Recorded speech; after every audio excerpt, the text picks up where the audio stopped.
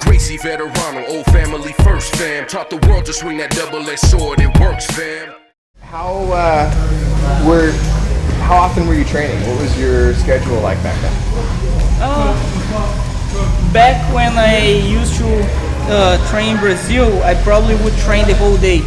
That's what my life was about, you know. How old were you at that point? 17, 18. Okay. 17, 18, but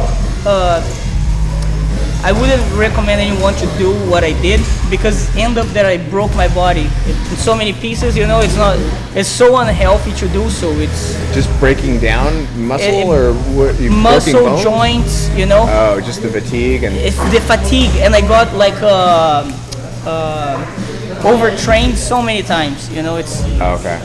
I got overtraining many times, like to the point that I said I'll never train jiu-jitsu again. Wow. Yeah. At what point? How far in were you at that point? I was a brown belt. When I got my black belt is when I started reducing my training. Okay. And when I moved to America, then I reduced completely. So what's your schedule like these days? Like off when you're not? It's very hard for me. Like you know, one of the things that I have been helped out lately is with the Versa Climber, because I do so many seminars, you know. Like last year I did over 70 seminars, you know, and then I also have so many other stuff going on, you know, my affiliations, you know, DVDs, productions, websites, you know, academy. There's too much for me, and I'm just one person, you know. Of course I have some people helping me out with everything, but it's still hard. So I normally, for like Pan Am's, Worlds, I have 3 weeks to train that I don't book any seminar, but normally I don't. Normally I barely train to those events, you know.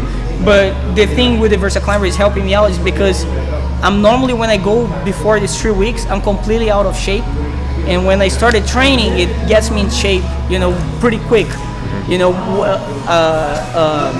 It's very hard for me to be able to, you know, to travel to all these places and train, you know, like properly. Of course I still train a few times a week, you know.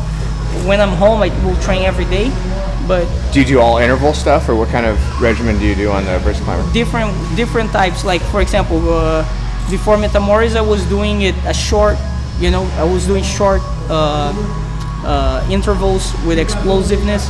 This time I did also that, but I did a lot of endurance, you know. I stayed in the Versa Climber till it killed me, you know, for like hours. And you know, actually I never felt in so good shape, you know, but too determined, because like now I'm destroyed.